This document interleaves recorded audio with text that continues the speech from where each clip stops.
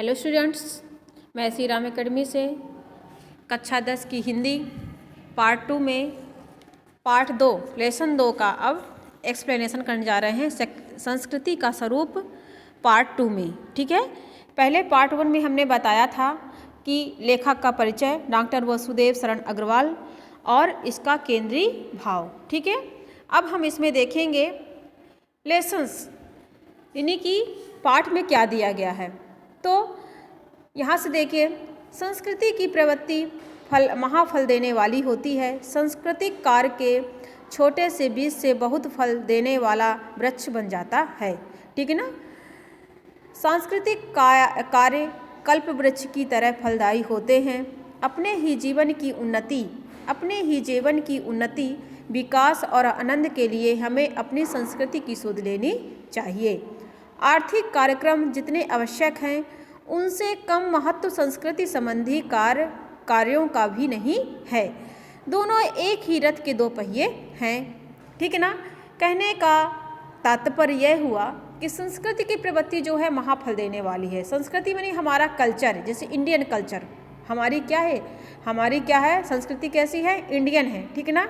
हम कैसे हैं? इंडियन हैं। तो हम क्या हैं? हम बड़ों का आदर करना जानते हैं, अपनी परंपराओं को निभाना जानते हैं, अतिथि का आवभगत करना जानते हैं, अपने से बड़ों का कैसा बिहेव करना है, छोटों से कैसे बिहेव करना है ना। और किसी देश में जाते तो वहाँ हमें कैसे रहना है, हमारी भाषा क्या है, हमारे हाव भाव कैसे हैं, ये हमारी क्या है? संस्कृति, हमारे कल्चर हैं, यही संस्कृति है। ठीक है ना। तो संस्कृति महाफल देने वाली, क्योंकि अगर हम अपनी संस्कृति से अगर सीख लेते हैं कि हमें किससे कैसा बिहेव करना है, तो शायद वो हमारे जीवन भर हमारे साथ में रहेगा। सांस्कृतिक कार्य के छोटे से बीज बहुत फल देने वाले होते हैं ना। जब बच्चा किसी माँ बाप के कस्टडी में रहकर माँ बाप को, क्योंकि इस जन्म में माँ बाप उसके वही हैं, तो उसको जैसे संस्कार शुरू से उसको मिलते हैं, तो वो क्या है? एक संस्कृति का बीज हो जाता है। क्या हो जाता है? उसका बीज हो जाता है कि उसे कैसे संस्कार मिले हैं। ठीक है ना। उस छोटे से बीज बहुत फल देने वाला है, तात्पर्य यहाँ से है। ठीक है ना। सांस्कृतिक कल्प वृक्ष की तरह फलदायी होते हैं, है ना। कल्प वृक्ष, जैसे कल्प वृक्ष, यानी कि कल्प वृक्ष वो जैसे हम जो कल्पना कर दे वो हमें दे दे। ठीक है ना। तो संस्कृति वैसे ही कल्प वृक्ष है कि हम जैसा उसे देते हैं फिर वैसा उससे हम प्राप्त भी कर लेते हैं। ठीक है। अपने ही जीवन की उन्नति विकास और आनंद के लिए हमें अपनी संस्कृति की सुध लेनी चाहिए। अधिक कार्यक्रम जितने आवश्यक, आर्थिक कार्यक्रम है ना, जितने आवश्यक हैं उनसे कम महत्व संस्कृति संबंधी कार्यों का भी नहीं है। आर्थिक यानी धन, है ना। जो धन से संबंधी कार्यक्रम हैं या कार्य हैं वो जितने आवश्यक हैं उनसे कम महत्व संस्कृति का नहीं है, बल्कि और अधिक है। दोनों एक दूसरे के पूरक हैं, यानी दोनों एक ही रथ के दो पहिए हैं। ठीक है ना। एक के बिना दूसरे की कुशल नहीं है। अगर एक कुशल नहीं दूसरा भी कुशल नहीं है। ठीक है ना। अगर आर्थिक तंगी है तो क्या है? संस्कृति का निर्माण सही नहीं हो पाता है। अगर संस्कृति नहीं है तो आर्थिक स्थिति अच्छे से बन नहीं पाती है ना। तो ये दूसरे के पूरक हैं, ऐसा कुछ हम कह सकते हैं। जो उन्नत देश है वे दोनों कार्यों को एक साथ संभालते हैं। ठीक है ना। जो उन्नत यानी विकासशील है ना, जो विकासशील देश हैं वो क्या करते हैं? दोनों चीज़ों को लेकर साथ चलते हैं, जैसे अपना कल्चर और अपना फाइनेंशियल। ठीक है ना। आर्थिक और संस्कृति दोनों। वस्तुतः उन्नति करने का यही मार्ग है। मन को भुलाकर केवल शरीर की रक्षा पर्याप्त नहीं है। अगर हमारा मन सही नहीं है तो हम शरीर को पूर्ण रूप से स्वस्थ नहीं कर सकते हैं, है ना। और जब अगर शरीर स्वस्थ नहीं है तो मन भी स्वस्थ नहीं है ना। तो एक दूसरे के पूरा, एक दूसरे से संस्कृति और आर्थिक है। ठीक है। संस्कृति मनुष्य के भूत वर्तमान और भावी जीवन का सर्वांगपूर्ण प्रकार है। संस्कृति मनुष्य के भूत वर्तमान और भावी जीवन, है ना, यानी कि जो बीत चुका है, जो आने वाला है, जो चल रहा है, उसका सर्वांगीण यानी पूरी तरह से विकास है। हमारे जीवन का ढंग हमारी संस्कृति है। हमारे जीवन का ढंग जो है तो क्या है? हमारी संस्कृति है। मैं आपको पहले ही बता चुकी हूँ।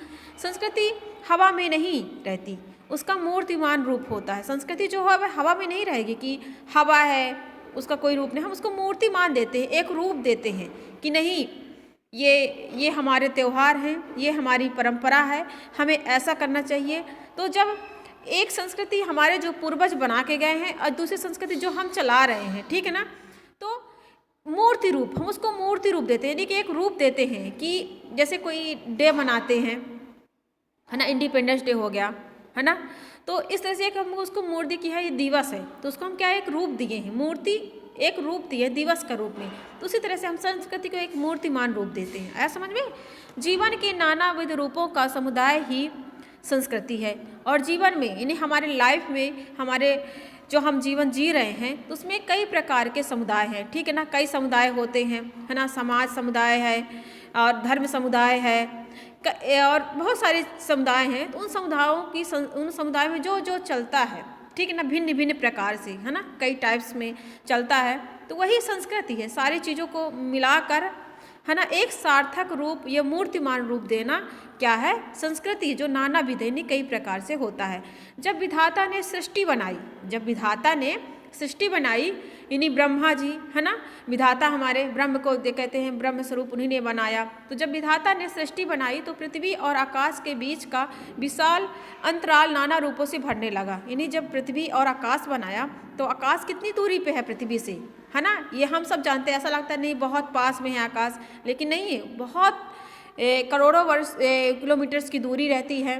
तो विशाल अंतराल, यानी आकाश और पृथ्वी के अंतराल, यानी कि इसके अंतर को भरने के लिए नाना रूपों में भरने लगा। कैसे भरने लगा, सूर्य दिया जो प्रकाशमय कर सके पूरे ब्रह्मांड को, चंद्र दिया जो रात को प्रकाश दे सके, तारे टिमटिमाते रहते हैं, मेघ, बादल, आकाश में बादल हैं, है ना, षड ऋतु दिया, यानी कि 6 ऋतुएँ दी, ठीक है ना, कि अब गर्मी, बरसात, है ना, ठंडी आएगी, अब बसंत ऋतु होगी, ये सारी चीज़ें कहती हैं। इस तरह से सृष्टि रचने लगी। उषा, संध्या आदि, यानी अब प्रभात होगा, अब शाम होगी, अनेक प्रकार से हमारे रूप हमारे आकाश में भरे गए, ठीक है। ये देव शिल्प थे। ये क्या थे, जो इन्होंने ऐसा किया कि आकाश और पृथ्वी के बीच का जो अंतराल है उस सब चीज़ों से भरने लगे, सूर्य, चंद्र, तारे और मेघ से। तो ये क्या थे, देव शिल्प थे, ठीक है ना। देव शिल्पों ने प्रकृति की संस्कृति भुवनों में व्याप्त हुई, है ना। देव शिल्पों ने क्या की, प्रकृति को, यानी जो नेचुरल हमारे जो आकाश, हवा, पानी, ये सब क्या है, इसको भवनों में व्याप्त कर दिया कि ये इसका घर होगा, इस जीव का ये घर होगा, इसका जीवन यहाँ पे होगा। तो इन्हें सृष्टि का इस तरह से निर्माण किया। इसी प्रकार मानवीय जीवन के उषा काल की हम कल्पना करें तो उसका आकाश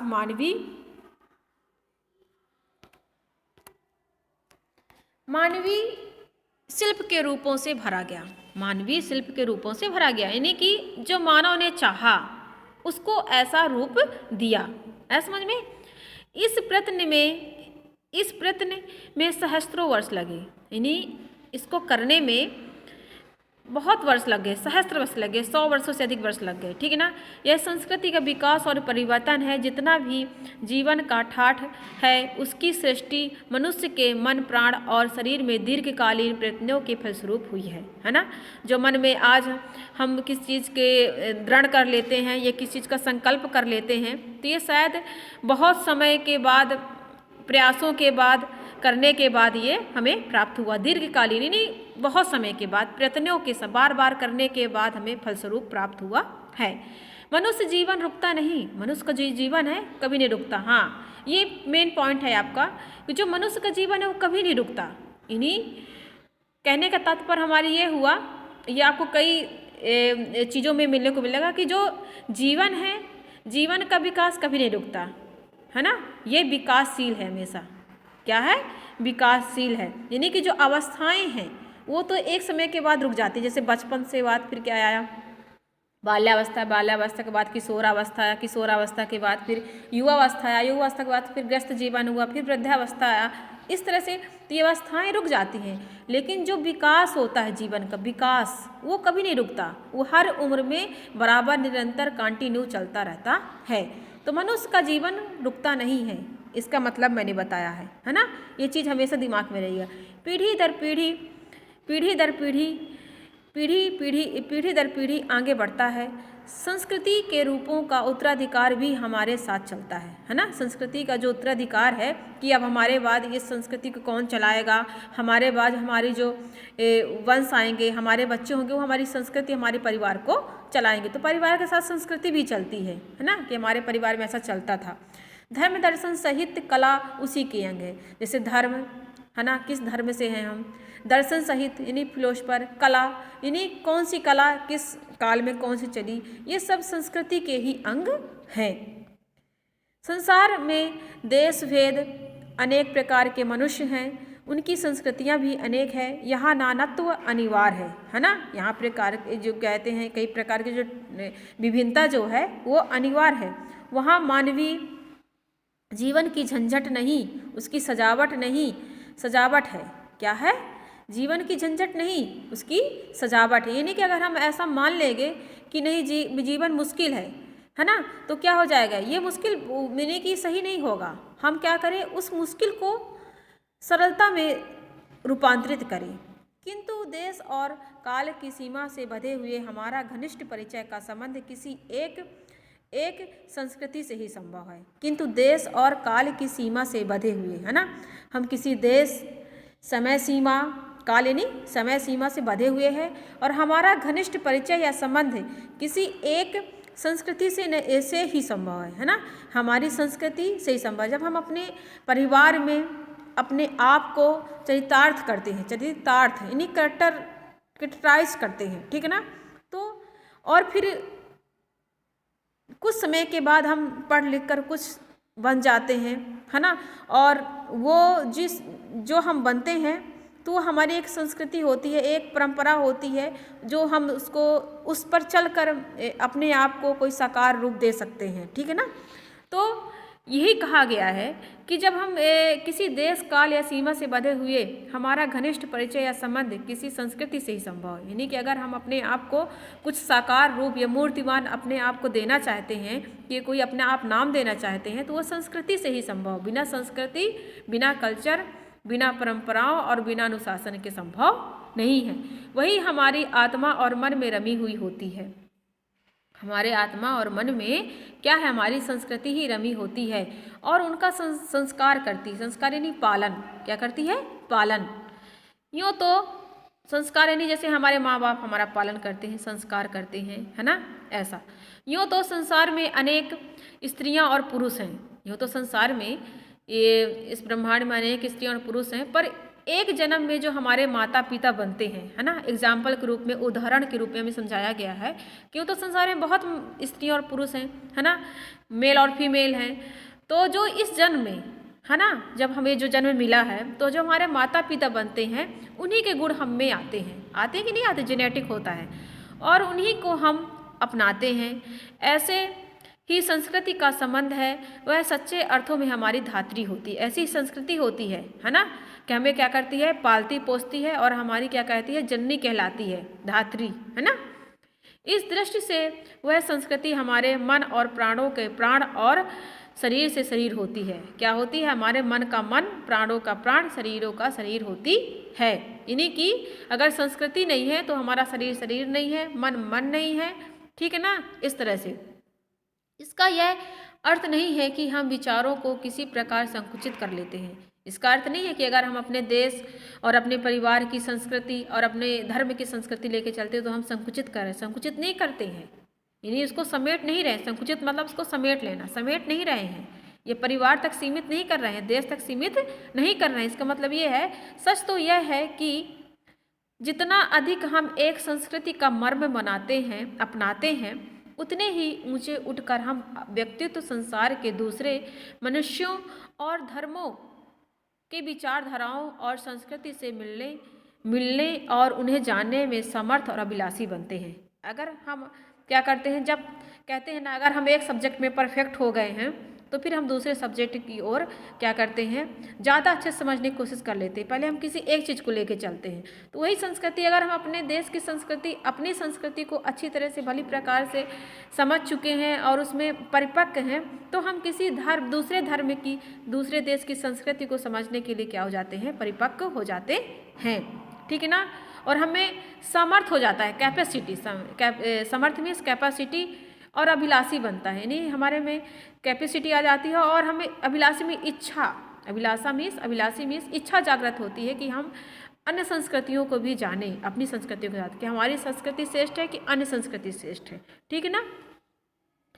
अपने केंद्र की उन्नति और वाह विकास की नींव है, ठीक है ना। कहते हैं कि घर की खीर तो बाहर भी खीर है, अगर घर में खीर है तो बाहर भी, अगर घर में सब कुछ अच्छा है तो बाहर भी अच्छा है, और घर में एकादशी तो बाहर भी सब सूना है ना। एकादशी से मतलब तात्पर्य है कि एकादशी के लोग जब व्रत रहते हैं, तो अगर घर में व्रत है तो घर बाहर भी हमको ही व्रत भी मिलेगा, यानी बाहर भी हमको भोजन नहीं मिलेगा। तो इसीलिए खीर है तो खीर है, और एकादशी है तो बाहर भी सब सून है। एक संस्कृति में जब हमारी निष्ठा पक्की होती है तो हमारे मन की परिधि विस्तृत होती है ना। जब एक संस्कृति में हमारी निष्ठा पक्की हो जाती है ना, यानी कि हम पूरी तरह से परिपक्व हो जाते हैं, निष्ठ हो जाते हैं, अभिव्यक्त हो जाते हैं, तो हमारे मन की परिधि जो होती है विस्तृत हो जाती है। जो हमारे मन की परिधि है ना, तो क्या हो जाती है, विस्तृत हो जाती है, यानी कि मालूम है कि हमारी संस्कृति क्या है, हमको हमारा एरिया क्या है, हमारी निश्चितता क्या है, हमें क्या करना चाहिए, और हमारे कल्चर में क्या चलता है ना। ये जब निश्चित हो जाता है तो क्या हो जाता है, ये विस्तृत हो जाता है, ठीक है ना। हमारी उदारता का भंडार भर जाता है, यानी हमें उदार भावना आ जाती है अपने आप, ठीक है ना। संस्कृति जीवन के लिए परम आवश्यक है। राजनीति की साधना उसका केवल एक अंग है, राजनीति की साधना केवल उसका एक पार्ट है, ठीक है ना। संस्कृति राजनीति और अर्थशास्त्र दोनों में विस्तृत मानव को जन्म देती है, ठीक है ना। संस्कृति और राजनीति, अर्थशास्त्र दोनों अपने आप में क्या हैं, दोनों अपने आप को पचाकर इन दोनों में विस्तृत मानव को जन्म देती है। यानी संस्कृति जो राजनीति है, राजनीति की जो साधना है केवल एक अंग है, और उसमें अर्थशास्त्र, राजनीति और अर्थशास्त्र, राजनीति यानी पॉलिटी हो गई, अर्थशास्त्र यानी इकोनॉमी, ठीक है ना। इन दोनों को मिलाकर क्या बनती है, संस्कृति बनती है ना। यानी कि संस्कृति का एक पार्ट जो एक अंग है राजनीति है, और दूसरा पार्ट अर्थशास्त्र है ना। यानी कि कैसी नीति होती, रणनीति कैसी होनी चाहिए, हमारी फाइनेंशियल स्थिति कैसी है, हमें क्या काम करना चाहिए, इन दोनों को मिलाकर, और धर्म को मिला, इन तीनों को मिलाकर, ये दोनों को मिलाकर ही संस्कृति का निर्माण होता है। ऐसा कुछ नहीं कि सिर्फ राजनीति जो है संस्कृति का निर्माण कर लेगी, कि अर्थशास्त्र जो है तो वो संस्कृति का निर्माण कर लेगा, नहीं। संस्कृति से ही राजनीति और शास्त्र दोनों का ही निर्माण संभव है, और ये दोनों को ही मिलाकर संस्कृति बनती है। आया समझ में। ये अगर ऐसा कहें कि संस्कृति ही राजनीति और अर्थशास्त्र दोनों को जन्म देती है, तो ये कहीं यथार्थ सत्य होगा। राजनीति में स्थायी रक्त संचार केवल संस्कृति के प्रचार, ज्ञान और साधना से संभव है। देखिए यहाँ पे अंडरलाइन किया गया है, राजनीति में स्थायी रक्त संचार, स्थायी में स्थिरता है ना, केवल संस्कृति के प्रचार और ज्ञान और साधना से संभव है ना। अगर राजनीति में स्थायित्व चाहिए और कंटिन्यूटी, यानी कि रक्त में, खून में अगर ये हो कि हम कहते हैं इंडियन है या हमारा कल्चर ऐसा है, हम श्रेष्ठ हैं, तो ये कि ज्ञान और साधना से संभव है। यानी कि हमें जब ज्ञान होगा है ना, हम साधना करेंगे, इसको जानेंगे, इसको जिएंगे, इस पर कार्य करेंगे, तो क्या हो जाएगा, तब साधना ये संभव है। संस्कृति जीवन के वृक्ष का संवर्धन करने वाला रस है। जो संस्कृति है जीवन को, हमारे लाइफ है ना, हमारे लाइफ अचीवमेंट जो है, तो किससे संवर्धन है, संस्कृति से ही संवर्धन है। और संवर्धन करने वाला रस है, ये क्या है, यानी निचोड़ है। रस मतलब क्या हो जाता है, संवर्धन करने वाला से नहीं कि जीवन का निचोड़ संस्कृति है। राजनीति के क्षेत्र में तो उसके इने गिने पत्ते ही देखने में आते हैं। राजनीति में तो सब थोड़ी बहुत ही पार्ट देखने को मिलता है, अथवा यूँ कहें कि राजनीति केवल पथ की साधना है। राजनीति क्या है, एक रास्ता है संस्कृति का, ठीक है ना, पूर्ण नहीं है। संस्कृति उस पथ का साध है, राजनीति क्या है, पथ है, क्या है, एक रास्ता है, और संस्कृति क्या है? साध्य है। यानी कि राजनीति क्या करेगी? जब संस्कृति की साधना करेगी तब राजनीति क्या हो जाएगी? श्रेष्ठ हो पाएगी। ऐसा समझ में? भारतीय राष्ट्र अब स्वतंत्र हुआ है।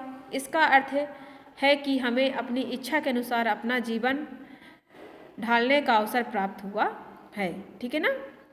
जीवन को जो नवीन रूप हमें प्राप्त होगा वह अकस्मात अपने आप गिरने वाला नहीं है। यानी जीवन को जो नया रूप प्राप्त होगा, जो हम नाम देंगे, वह यानी कि अचानक अकस्मात नहीं प्राप्त, गिरने वाला, टपकने वाला नहीं है कहीं से। उसके लिए हमें जान बूझकर निश्चित विधि से प्रयत्न करना होगा।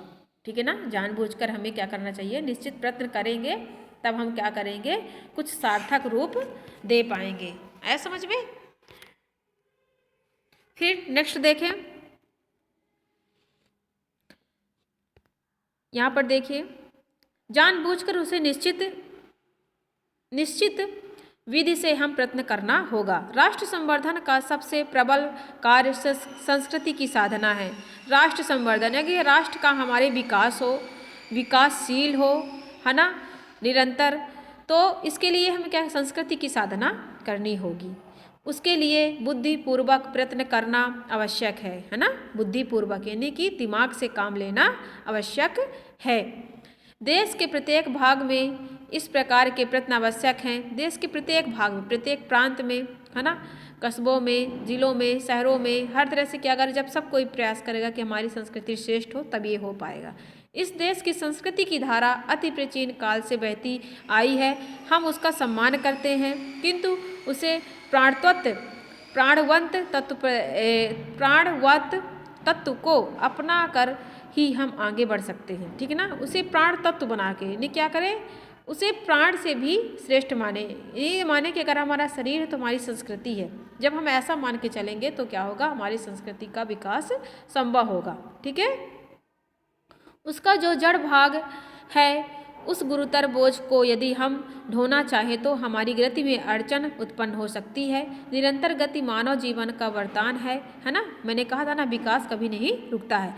व्यक्ति हो या राष्ट्र, जो पड़ाव पर टिका रहता है उसका जीवन भी ढलने लगता है। यानी ये व्यक्ति हो या जीवन, अगर वो सोच लेता है कि नहीं हम यहाँ पे रुक जाएं तो वहाँ से जीवन क्या होता है? खत्म होने लगता है और जीवन वहाँ पे विकासशील नहीं होता है, वहाँ पे उसका विकास रुक जाता है। ठीक है ना? इसलिए चैर्यवती की धुन दिन तक राष्ट्र की चक्रों में गुजती रहे और तक प्रगति और उन्नति होती रहेगी। चैर्यवती यानी कि हमें चलते रहना। चैर्यवती मतलब होता है चलते रहने की धुन जो है जब रहेगी तब क्या होगा? रथ चक्र यानी कि जो हमारे जीवन का चक्र है, रथ चक्र से मतलब यह है जीवन को जो चक्र है, ऐसा हमारे मन में, दिमाग में चलता नहीं, चलते रहना, हमें कार्य करते रहना है और करो, ट्राई अगेन। ऐसा जब हम दिमाग में गुंजायमान रहेगा तभी तक प्रगति और उन्नति होती है। अन्यथा प्रकाश और प्राणवायु के कपाट भी बंद हो जाते हैं, है ना? अगर हम चाहें तो क्या करते हैं, अगर हम चाह लें कि हमारे घर के अंदर प्रकाश ना आए तो हम खिड़कियां दरवाजा बंद कर लेते हैं, तो क्या है, प्रकाश और हवा हमारे घर के अंदर नहीं आता है। उस प्रकार से हमारा जीवन भी है, अगर हम उसमें चलते रहने का गुंजायमान नहीं करेंगे तो हमारे जीवन का जो विकास है वो रुक जाएगा और ज्ञान का प्रकाश हमारे जीवन में नहीं आएगा और जीवन क्या हो जाएगा? रुद्ध हो जाएगा। हमें जागरूक रहना चाहिए, ऐसा ना हो कि हमारा मन परकोटा खींचकर आत्मरक्षा की साध करने लगे, है ना? यानी हमारा मन क्या हो जाए? संकुचित हो जाए और हम आगे की ओर न सोच सके, सही गलत का डिफरेंस ना समझ सके। अगर ऐसा होगा तो हमारा क्या होगा? जीवन रुक जाएगा। ठीक है? Okay, thank you. Second part में देखते हैं।